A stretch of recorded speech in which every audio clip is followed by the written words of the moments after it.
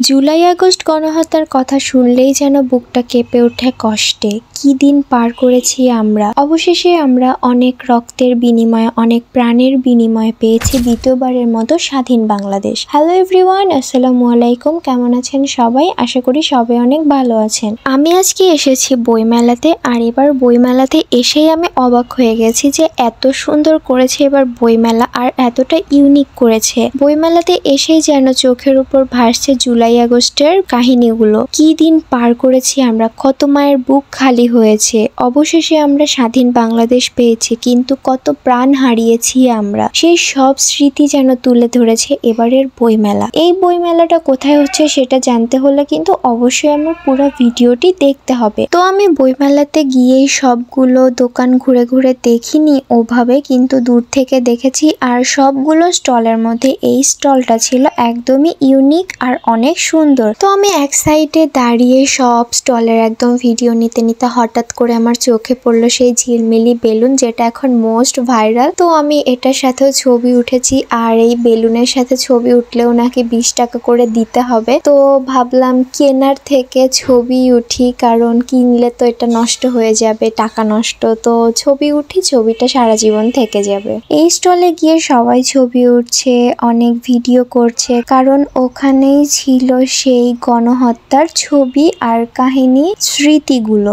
এই স্টলটা আসলেই অনেক বেশি সুন্দর ছিল। আমরাও ভেতরে ঢুকে অনেক ছবি উঠেছি, ভিডিও করেছি, আর আপনাদের সাথে শেয়ার করেছি। আর ছবিগুলো আমি ভিডিওর লাস্টে দিয়ে দিব, আপনারা অবশ্যই ছবিগুলো দেখে নেবেন। আর এটা হচ্ছে সেই গণহত্যার ছবি, যেটা দেখে আমার চোখে রীতিমতো পানি চলে এসেছিল। এতটা কষ্ট হচ্ছিল আমার, সেই দিনগুলোর কথা আবারও মনে পড়ছিল। আমার চোখের ওপরে ভাসছিল সেই জুলাই আগস্ট গণহত্যার কথাগুলা। আমার এত বেশি খারাপ লাগছিল, কিন্তু আবার ভালো লাগছিল যে সবকিছু তুলে ধরেছে এই বইমেলাতে।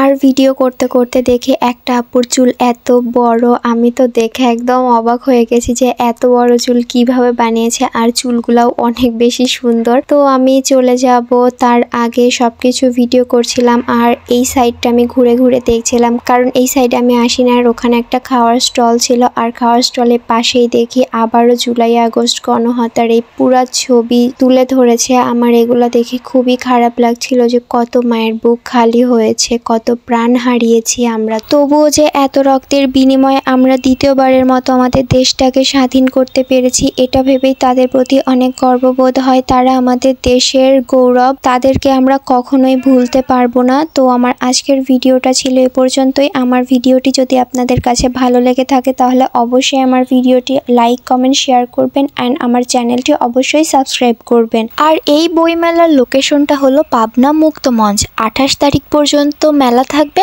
আপনারা চাইলে ঘুরে আসতে পারেন। তো সবাই ভালো থাকবেন, সুস্থ থাকবেন, আর সবাই সাবধানে থাকবেন। আল্লাহ হাফেজ।